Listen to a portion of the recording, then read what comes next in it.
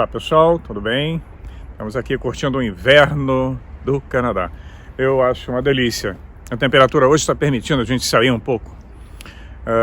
Madrugada ela chegou a menos 16 reais, não é sensação térmica não. Agora estamos com menos 1, sensação térmica de menos 5 e um vento dá para a gente sair. Vamos começar daqui a pouco a falar sobre os deuses serpentes, os Nagas, e como a serpente aparece em todas as mitologias do mundo, desde a cristã, budista, a hindu, entre os índios Hopis, como a serpente está presente em todos os setores das nossas histórias e mitos. A serpente e os dragões. Até já!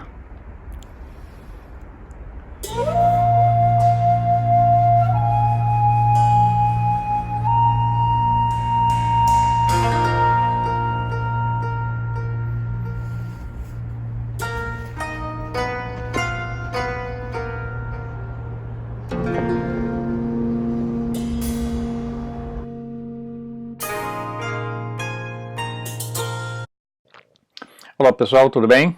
Estamos aqui de volta, vamos começar a bater um papo sobre essas figuras maravilhosas, essas figuras que povoam o imaginário da gente. Quem é que desde criança não gostaria de ter adotado um dragão, treinado um dragão, ou ter um amigo dragão, como nas lendas, nos mitos, nos filmes de Hollywood, de Walt Disney, nas histórias em quadrinhos, sempre estão lá os dragões.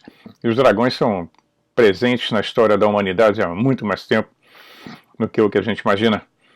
Eles se perdem na história do tempo. Desde o início da história das civilizações no mundo inteiro, os dragões estão ali e as serpentes também. Nas histórias bíblicas, nas histórias sumérias, chinesas. Vamos começar a bater um papo sobre isso. Na cultura europeia, os dragões sempre foram alvo de confusões, pois nem sempre eram o que imaginávamos como os dragões clássicos, né? Com asas e expelindo fogo. Na Europa eles poderiam ser serpentes, bestas de todo tipo, monstros dos mares, e todos esses eram chamados de dragões. Então tem dois tipos, um com asas, que voava, evidente, e aqueles que não podiam, pois não possuíam asas. Mas algumas serpentes também eram consideradas dragões e tinham asas. No Antigo Egito nós vamos ver isso. Vou mostrar algumas ilustrações mais na frente. Cobras com patinhas. Asa e patinha, 4 patinhas. Além disso, eram as serpentes que acompanharam também o faraó na sua viagem para o céu. Quando eles morriam, a serpente aparece na coroa dos faraós e dos reis sempre. Aparece o Buda sentado protegido por elas. Isso nós vamos ver ao longo desse papo. Impressionante como essa história é bem presente. E daí todo esse modismo dos reptilianos, né, agora no cinema, nas lives, nas redes sociais, nos jornais, nas revistas de ufologia e de conspirações, os dragões, os reptilianos, né, estão ali. Então vamos ver qual é a influência desse povo na nossa vida. Será que são reais ou apenas uma invenção? Seriam muitas histórias, né? Todos os mitos e lendas se baseiam sempre em alguma coisa real que aconteceu lá atrás. O que nós vemos hoje nas esculturas e nas pinturas são registros de um passado muito remoto. Algo que talvez eles não tenham visto, mas escutaram de outros que viram e representaram da maneira que estão representadas nas inúmeras esculturas e pinturas e histórias pelo mundo inteiro.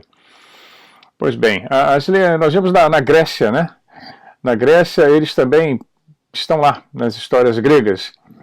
Eles viviam em cavernas, viviam nas montanhas, eram amados ou odiados, e na maioria das vezes eram tidos como uma ameaça apavorante. Isso dentro da cultura europeia. Que na cultura asiática, na cultura oriental, os dragões são do bem. Na Europa, nos mitos europeus, desde a Idade Média, e nas histórias bíblicas, os dragões são do mal.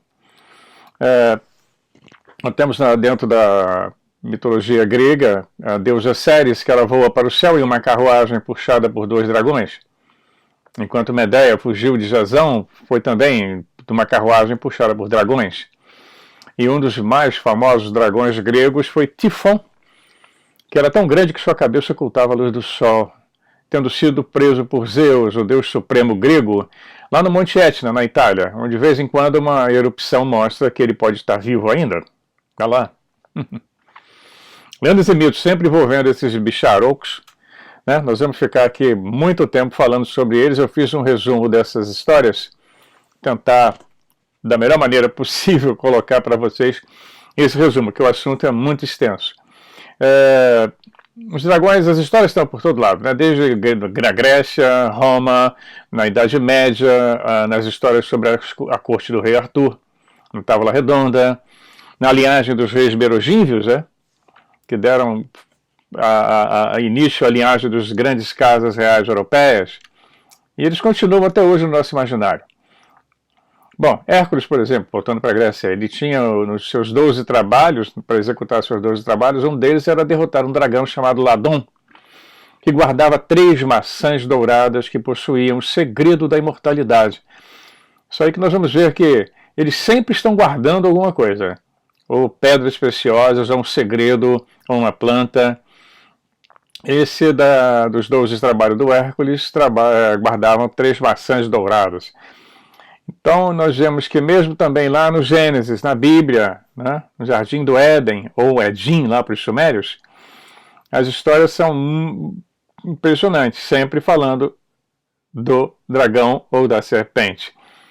Então essa ideia da planta da imortalidade não é muito original. Ela foi copiada, né, no caso da Bíblia, não é original, ela foi copiada dos mitos sumérios, que são milhares de anos mais antigos, né? E isso ecoa nos mitos espalhados pelo mundo inteiro, até na América do Norte, entre os índios Hopis, entre os maias, entre os astecas, né, entre os incas. Sempre a serpente ou o dragão protegendo ou proibindo que nós tenhamos acesso ao conhecimento e à imortalidade. Então nós vamos agora dar um pulinho na Índia. Lá as serpentes estão muito presentes, o tempo todo, em todos os lugares. São os Nagas. Nós vamos falar sobre esse povo Naga. Os Nagas. Quem eram os Nagas? A raça serpente da Índia. Lá em 1920, os arqueólogos fizeram uma incrível descoberta na Índia, lá no vale do rio Indo. E foram as ruínas de 2 grandes cidades, de Mohenjo-Daro e Harappa. Já falamos sobre elas em outros vídeos. Essas cidades eram parecidas com as cidades que existiam na Suméria, construídas em planícies aluvionais, né, na beira dos rios, sempre, porque é mais fácil de você plantar, colher, conta com a cheia dos rios que favorecem a fertilização do solo. Porém, diferente das cidades da Mesopotâmia, essas cidades não tinham zigurates, que são aquelas pirâmides escalonadas, e sim montes de 10 metros de altura, como se fossem plataformas artificiais. Eram cidades muito evoluídas para a época, bem evoluídas mesmo. Se vocês forem procurar ver imagens de Mohenjo-Daro ou Harappa, vão ver. Tem ruas como cidades comuns, sistema de transporte de água, esgoto, etc. E provavelmente, segundo alguns especuladores, teria sido uma colônia Anunnaki. Esse povo tinha vindo da Suméria, e a hipótese de que o chefe engenheiro dos Anunnakis teria construído essas cidades, rola muito entre esse pessoal que faz essa pesquisa outside, fora da pesquisa acadêmica ortodoxa. Elas teriam sido construídas entre 3.500 e 3.000 a.C. e foram completamente destruídas de uma forma violenta por volta de 2.000 a.C. Os esqueletos encontrados nas ruínas mostravam alto grau de radioatividade, como se um evento nuclear tivesse atingido ambas as cidades, e isso coincidindo com a época da destruição de Sodoma e Gomorra, lá no Sinai. Então os historiadores tentam montar esse quebra-cabeça, porque esse povo de Harappa é mencionado nos relatos dos povos arianos que chegaram na Índia 500 anos antes. E assim como os sumérios, esse povo das 2 cidades falava uma língua desconhecida, e alguns historiadores acham que essa cidade seria a cidade de origem do povo serpente, os Dravidianos. Em um livro muito antigo na Índia, chamado Livro de Dizian, talvez o mais antigo livro, mais antigo do que o sânscrito, ele falava de uma serpente real, de uma raça que desceu, aliás, de uma serpente real não, de uma raça que desceu dos céus e ensinou à humanidade, até então primitiva, todos os conhecimentos básicos para que ela se desenvolvesse.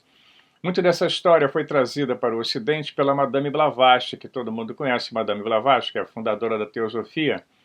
Ela passou 3 anos no Tibete, no reino do Butão, E ainda hoje, o reino de Butão hoje ainda é um reino fechado. Você para viajar para lá não é muito simples. Eles não abrem as fronteiras assim muito fácil. E ela teve também não só no Tibete, no Butão e no reino de Sikkim. E escreveu vários livros cuja fonte, segundo ela, né, foi copiada desse livro de Dizian. E de acordo com esse livro, os Sarpas, o que eram chamados também do Grande Dragão, foram a quinta raça que habitou o nosso planeta. E a quarta raça teria sido a dos gigantes que teriam vivido antes do dilúvio, que também é falado na Bíblia.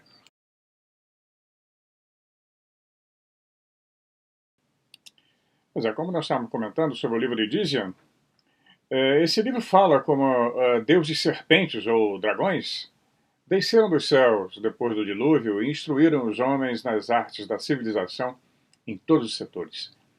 O livro de Enoque, inclusive, dá o nome desses chamados anjos caídos, né? Enoque descreve muito bem essa turma.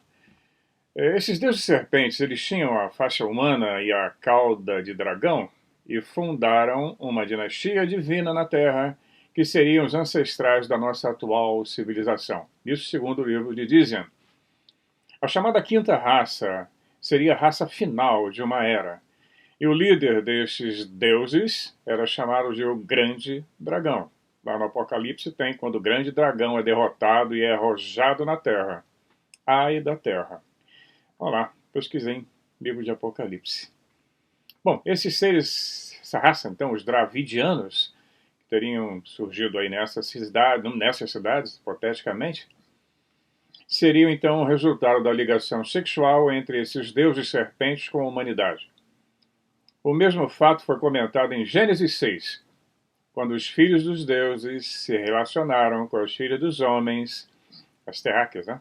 Elas realmente são muito belas. Ninguém resiste.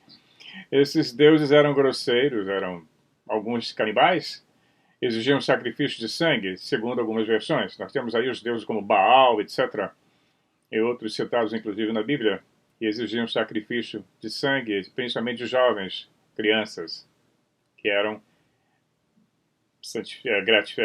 entregues a esses deuses, eram dedicadas, normalmente os primogênitos. Mas olha lá. Eles tinham a pele cinza, nariz chato, mas eram reverenciados por sua sabedoria, claro, eles eram muito mais inteligentes. Inteligência não significa bondade, ok? Os inteligentes, que tem de inteligente cheio de maldade, e psicopatas, então, eles viviam em cavernas, né? Esses deuses, os Nagas, eram descritos em várias fontes. E foram descritos em várias fontes do sânscrito como répteis inteligentes que podiam voar nos céus em suas carruagens aéreas. E uma coisa importante, carruagem aérea poderia ser os veículos voadores, mas não elimina a hipótese deles serem serpentes, sem serem serpentes. Você pode imaginar a serpente voadora seria uma nave, um veículo voador. Mas no sânscrito eles falam de elementos reptilioides que podiam voar nas suas carruagens aéreas. Então nós vemos aí que essa hipótese também existe. Mas nós temos um relato aqui da Enciclopédia Britânica falando sobre isso, porque esses livros foram traduzidos já no século XIX. Naga, né? Sânscrito significa serpente. Isso também no hinduísmo, no budismo e no jainismo. Eles são membros de uma classe de seres míticos semidivinos, meio humano, meio cobra. Eles são uma espécie forte e bonita, que podem assumir a forma totalmente humana ou totalmente serpente. São potencialmente perigosos, mas geralmente benéficos para os seres humanos. Não é 100%. Eles vivem o reino subterrâneo chamado Naga Loka ou Patala Loka. É uma coisa bem louca mesmo. Esse reino é repleto de palácios resplandecentes, lindamente ornamentados com pedras preciosas. A divindade criadora Brahma relegou os Nagas, mandou os Nagas para regiões inferiores quando se tornaram muito populosos na Terra. Olha os anjos caídos. E ordenou que mordessem apenas os verdadeiramente maus, ou aqueles que tinham sido destinados a morrer prematuramente. Eles também estão associados às águas, rios, lagos, mares e poços, e são guardiões sempre de algum tesouro. 3 nagas notáveis são citados. Sesha, ou Ananta, que no mito hindu da criação apoia Narayana, ou Vishnu, enquanto ele se encontra no oceano cósmico em que repousa o mundo criado, nosso universo. Vasuki, que foi usado como uma cobra agitada, foi usada para agitar o oceano cósmico de leite, que seria a nossa Via Láctea. E Tajhaka, o chefe tribal das cobras. No hinduísmo moderno, o nascimento das serpentes é comemorado em Naga Panchami, ou mês de Sharavana, que seria o equivalente a julho e agosto. Como eu disse, a literatura hindu é riquíssima no que se refere aos deuses serpentes. A chinesa também, a sul-americana também, a africana, a da América do Norte, do Canadá, entre os índios daqui. É mundial. As nagas fêmeas, elas chamavam-se de naginis, ou nagis, são princesas serpentes de impressionante beleza. As dinastias de Manipur, no nordeste da Índia, e os Pallavas, no sul da Índia, e a família governante de Funan, que seria a antiga Indochina, que é hoje o Vietnã, reivindicaram uma origem da união de um ser humano e uma nagi. No budismo, os nagas são frequentemente representados como guardiões das portas, e no Tibete como divindades menores. O rei naga Muxalinda foi quem protegeu Buda de uma chuva por 7 dias. Ficou em cima de Buda. Você vê muito essa imagem das nagas, são sempre 7. Enquanto ele estava mergulhado em meditação. E é lindamente representado nos Budas Mon Khmer, do século IX e do século XIII a.C., do que hoje são localizados na Tailândia e no Camboja. Seria o famoso Império Rama. E no jainismo, o Tirthankara seria Salvador, ou Parsvanatha é sempre mostrado com um dossel, uma capa de nagas acima da sua cabeça. Elas estão presentes em tudo, sempre. Aqui no Ocidente é que elas foram relegadas e colocadas como os bichinhos do mal. Veja bem, isso é um outro tipo de serpente simbólica, não sabemos ainda. Na arte, as nagas são representadas de uma forma totalmente zoomórfica, como cobras com capuz, ou uma ou 7 ou mais cabeças, como seres humanos, como um dossel de cobra como capuz, sempre aparecendo, protegendo, né, no meio da cabeça, a parte inferior do corpo, abaixo do umbigo, enrolada como uma cobra. Né? Então, eles são mostrados em posturas de adoração, como dos principais deuses e heróis, realizando sempre algum feito milagroso diante dos olhos. Então nós temos os épicos hindus, da qual nós estamos falando, né? E o que melhor representa essa raça seria o épico indiano, o Ramayana, e a história de Sita, a noiva de um príncipe do norte chamado Rama, que é sequestrada por Ravana, o rei serpente do Ceilão, onde hoje é o Sri Lanka. Então, existem algumas hipóteses que Rama seria o príncipe de Nibiru, Utu, que equivaleria ao Apolo grego, e que Sita é a duquesa de Nibiru, Ava, ou Artemis, em grego, a caçadora. Então, Rama persegue o exército de Ravana pela Índia com a ajuda de uma força de macacos, sob o comando do general macaco Hanuman. Ravana se retira para o seu reino insular no Ceilão, supostamente a salvo da perseguição. Mas Hanuman constrói uma ponte de pedregulhos através do estreito que separa a ilha do continente e Rama resgata Sita. Essa ponte foi encontrada agora há pouco tempo por fotografias de satélite. Quem quiser olhar lá no Google, está lá. Ceilão, Sri Lanka, ligado à Índia, está coberta pelo mar hoje. Ao longo da história, Ravana é descrito em termos bárbaros. Ele se alimenta de humanos e bebe o sangue do seu inimigo. Ele é formidável em batalha e quase derrota Rama quando usa sua arma Naga especial, descrita como um laço de serpente ou Naga dardo, que parece paralisar seus inimigos e drenar sua energia vital. Como todas as criaturas divinas e semidivinas da mitologia, Ravana tinha acesso a armas sofisticadas. O Ceilão era um reino insular de Ravana, e é onde fica a Fortaleza dos Nagas. Existem restos, ruínas arqueológicas incríveis lá. Ela também é descrita como lar dos Nagas em fontes chinesas muito antigas. Foi uma das primeiras referências literárias do Ceilão, sempre falando sobre os Nagas, antes da ocupação ariana na Índia. Essa terra era descrita como uma terra de estranhas criaturas reptilianas e, por causa de suas gemas preciosas e especiarias, sua localização era sempre procurada para comércio. Era um entreposto de comércio. E isso se tornou muito popular, essa região se tornou popular entre os comerciantes chineses da época. Fa Hsien, um comerciante chinês que sempre guiava peregrinos para essa terra, revelou que originalmente a ilha era ocupada pelos nagas, ou divindades serpentes, com os quais os comerciantes de vários países faziam comércio. Os nagas nunca se mostravam aos forasteiros, eles simplesmente expunham suas mercadorias preciosas com etiquetas de preço anexadas a ela. Os comerciantes visitantes faziam suas compras de acordo com o preço e levavam as coisas embora. O outro épico da Índia, o Mahabharata, que é um dos épicos mais longos do mundo, é maior do que qualquer livro hoje existente do planeta. Mais antigo que o Ramayana, são 88 mil versos. O tema principal é a rivalidade entre dois ramos da mesma família, os Kurus, né, e os Pandavas. Eles sempre têm aí também embutido os Kauravas, que sempre travaram uma guerra que culmina na quase destruição de quase todos os membros das famílias, das três famílias, numa grande batalha chamada Batalha de Kurukshetra. Bem, vamos continuar com esse resumão, né? Porque falar sobre o Mahabharata ou Ramayana é tecnicamente impossível. 88 mil versos. A história é impressionante. E tem em português. Vocês podem procurar que vocês vão encontrar. Nessa luta, nessa batalha de Kurukshetra, né, entre os dois ramos dos Kurus para controlar as planícies do Ganges superior, tem um reflexo das guerras dos filhos de Anu, em Liu e Enki, lá na região da Mesopotâmia, os Anuraks.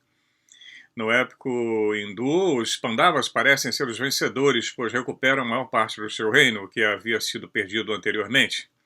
Essa guerra foi iniciada com armas convencionais na época, como lanças, espadas, arco e flecha, e a guerra se transforma no uso de armas mais poderosas e sofisticadas fornecidas pelos deuses de ambos os lados. Esse tipo de história aconteceu na Suméria, acontece na Índia, na Grécia também. Os deuses sempre optavam por um lado pelo outro. Os deuses se dividiam e lutavam pelas suas facções. E continua até hoje. Só mudaram de nome. Essas armas seriam toda a característica dos modernos mísseis e sistemas nucleares. Por exemplo, um lado lança um míssil que é combatido por um míssil oposto, quer dizer, tem um contra-ataque. A explosão de dois mísseis, quando eles se encontram, causa muitas mortes no solo. É claro que eles não usavam a palavra míssil, usavam a palavra flecha, né? Ou lança. A batalha tem conotações bem modernas, como se um lado tivesse lançado um míssil balístico que foi combatido por um míssil antibalístico de ponta nuclear e destrói, né? Chegando a causar destrói esse míssil, causando uma chuva mortal, uma precipitação radioativa. Após essa guerra prolongada, os Kauravas se veem perdidos em apuros e eles estão desesperados. Então é que eles decidem terminar a guerra através do uso de táticas proibidas, como aconteceu na Suméria, com Sodoma e Gomorra. No meio da noite, eles descem para os Pandavas adormecidos e matam a maioria dos guerreiros. Enfurecidos pela violação das regras de guerra e pela dizimação de seu exército, os Pandavas decidem que eles não têm escolha, a não ser usar a arma suprema, uma arma celeste, que é capaz de derrotar todas as outras armas. O líder dos Kauravas decide descarregar uma arma semelhante, que aparentemente produz radioatividade, pois ele declara: vou direcionar esta arma para o ventre das mulheres Pandava. Ele prevê que a linhagem Kuru se extinguirá, para que o feto morra. O seu aviso se torna realidade, pois as armas produzem esterilidade em todas as mulheres Pandava. A guerra entre os primos Kuru finalmente chega a um fim, e chega a um impasse, com a obliteração de ambos os ramos da família. Sobram pouquíssimos sobreviventes. Ninguém lucrou com essa porcaria dessa guerra. Pois é, isso é só, como eu disse, um resumão. Nós podemos depois continuar a falar mais tarde sobre esses épicos da Índia. Mas vamos dar um pulinho na China, né? Tem os deuses serpentes e os dragões na história chinesa. Quando o deus dragão aparece na história da China e na mitologia chinesa, né? Nós não temos dúvida nenhuma. Nós estamos lidando com uma serpente alada, com pernas, assim como os nagas dos hindus. A China escolheu o dragão como emblema nacional. Por causa disso, em todo canto você vai ver o dragão. Aqui no Chinatown, em Toronto, tem dragão para todo lado. Tem a festa do dragão. Eu já assisti a corrida dos barcos dragões lá em Macau, na China. É muito lindo. todo mundo bebe pra caramba, eu não sei como é que eles conseguiam chegar com aqueles barcos do outro lado. Então, os chineses acreditavam que o dragão celestial era o pai da primeira dinastia dos imperadores divinos, e como resultado, o emblema da pictórica do dragão passou a ser considerado uma forma inspiradora e divina para toda a terra chinesa. Segundo a história chinesa, os dragões asiáticos, né, estavam presentes na criação e compartilharam o mundo com a humanidade. Compartilharam a sabedoria, mais uma vez, a mesma história. Igualzinho a serpente ocidental também. O dragão sempre estava ligado ao desenvolvimento do homem, e foi o dragão que ensinou aos chineses as artes essenciais, como fazer o fogo, tecer redes para pescar, fazer a música, a dança. O dragão chinês era incomparável em sabedoria e poder. Ele podia conferir bênçãos, e como resultado passou a simbolizar uma espécie de benefício para os homens. O imperador chinês acreditava ter o sangue do dragão, e os apetrechos imperiais mostravam esta afinidade com o dragão. O imperador sentou-se no trono do dragão, andou em um barco de dragão e até dormiu numa cama de dragão. Sempre eles estão lá. De acordo com o estudioso Charles Gould, no seu trabalho clássico sobre a mitologia chinesa, a crença na existência e na amizade do dragão está profundamente envolvida na vida e na história chinesa. O Rei Vi, o Ma, que ele publicou um dos mais antigos livros chineses, cujas origens são encobertas de mistério, descreve os dias em que o homem e o dragão viveram juntos em paz, e até mesmo em casamento, como os dragões passaram a representar o imperador e o trono da China, e como o chefe dragão tinha a sua morada no céu. Até que no ano de 2012 a.C., tudo acabou. O imperador Qin Shi Huang, que a terra lhe seja pesada, ordenou a destruição de todos os livros antigos e a perseguição de homens instruídos por um período de 4 anos. Esta foi a primeira revolução cultural. A segunda foi sob o governo de Mao Zedong. Quem tem a minha idade, tem mais de 60, lembra da Revolução Cultural na China. Todo mundo usava a mesma roupa e usava o livrinho de Mao Tse-tung, o livrinho vermelho, que era estudado, lido como se fosse uma bíblia, e a China entrou num retrocesso impressionante. Quase toda a cultura foi destruída. Isso na década de 60. Há pouco tempo. A China de hoje não tem nada a ver com a China de 50 anos atrás. Como resultado daquele imperador, o Qin Shi Huang, 460 sábios, os savantes, foram enterrados vivos.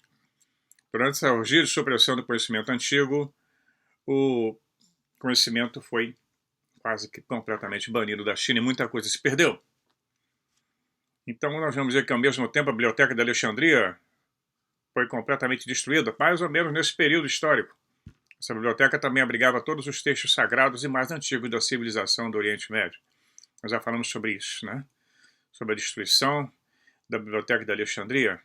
Hipátia, que era assim a diretora, a chefe da biblioteca, foi arrastada pelas ruas de Alexandria, despedaçada e apedrejada por então cristãos da época. Essa história, né? Embora queiram desmentir, depois ela terminou de ser queimada pelos muçulmanos que invadiram a região. Sempre a briga contra a sabedoria, tem sempre um poder oposto, né?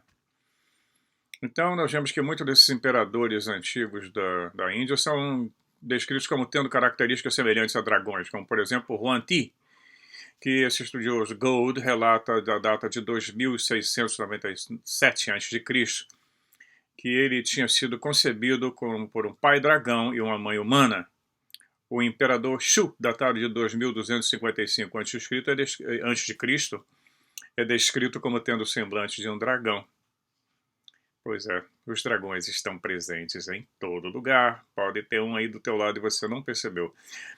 A serpente continua viajando, foi lá para o Egito também. Lá no Egito nós temos a serpente do bem e a serpente do mal.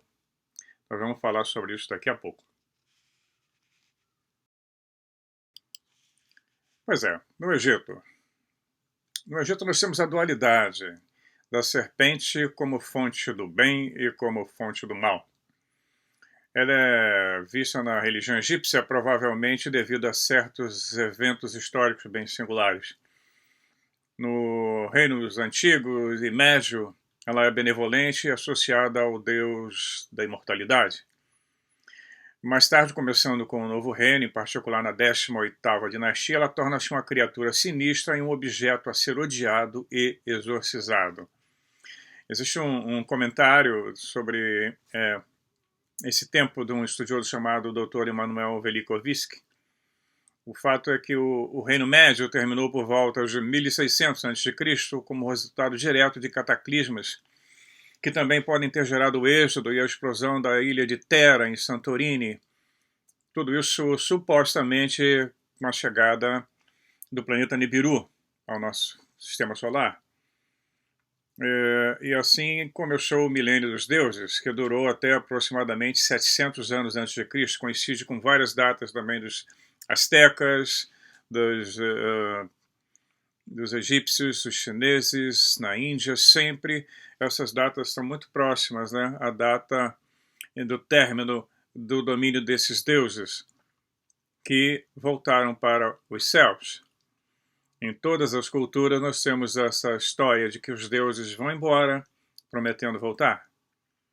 Mais ou menos por essa época. Essa é a dinastia, da 19ª dinastia do Novo Reino, que foi a dinastia de Sete e de Ramsés o Grande.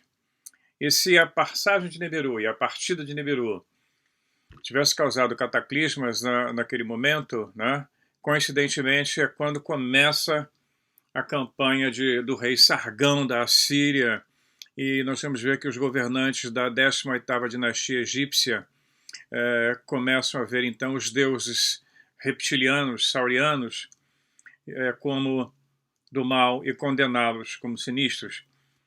Toda essa história dessa revoada, desse afastamento dos deuses, a terra fica abandonada, quando o rei Sargão destrói Jerusalém, essa história toda, começa um descontrole total no planeta. É claro que alguns ficaram por aqui, alguns híbridos, alguns que não quiseram voltar, chefiando algumas facções em algumas regiões do planeta, mas eles eram mortais como nós, só viviam muito mais. É que os íxios invadiram o Egito nesse momento, e coincide com a época que os israelitas fugiram do Egito também. Esses íxios governaram o Egito até cerca de 1000 a.C., quando o rei Tutmés, da 18ª dinastia, os expulsou para sempre e estabeleceu um novo reino. Apof era o governante Ixo original e seus descendentes governaram da 14ª a 17ª. Né? Muitos governantes também adotaram o nome dele, até eles serem completamente derrotados e expulsos. Apof possuía muitos epítetos e em cerimônias destinadas a destruí-lo, ele foi amaldiçoado por vários nomes. O ritual lembra a cerimônia de Yajna dos antigos hindus, que gritavam os vários nomes das cobras quando elas eram jogadas no fogo. Na cerimônia de exorcismo, eles matavam as cobrinhas para tentar exorcizar esses deuses serpentes, que passaram então a ser odiados. O ódio egípcio estava profundamente enraizado na memória do governo cruel dos reis íxios, que destruíram sistematicamente a cultura e os monumentos egípcios. E nós vamos ver que esse povo odiado não eram outros senão os descendentes dos Refaíns, descendentes dos antediluvianos Nefilins, que governavam as terras do Oriente Médio após o dilúvio, descendentes dos Anunnakis. Então nós vemos que as histórias se coincidem, né? Elas convergem sempre para esse mesmo ponto. Então, vamos ter referências incríveis em todos os povos do mundo. Depois nós vamos continuar com os deuses serpentes na mitologia americana e africana, e na Europa, onde supostamente teriam também participado de uma hibridização, lá no tempo de Maria de Madalena. Pois é, tem muita história para contar. Aproveitar essa época do ano para dar um alô para vocês sobre Natal. Não importa se o Natal é uma festa religiosa, uma festa pagã, não importa. Hoje em dia o Natal ele é celebrado praticamente em todo mundo. Não com a conotação com viés cristão, nem com viés pagão. Mas celebrado como uma época de confraternização, de esperança. É um símbolo, é uma passagem, é um ritual de passagem. Vamos começar mais um ano e todo mundo fica pensando, puxa vida, tomara que esse ano seja diferente. Esse que está acabando foi fantástico. Quanta coisa aconteceu, hein? quanta história para contar. E assim é a nossa dança cósmica. Nossa vida é essa, esse dinamismo incrível. E é claro que todos nós temos esperança que o outro ano, esse ano que vem agora, 2020, seja um ano bem melhor.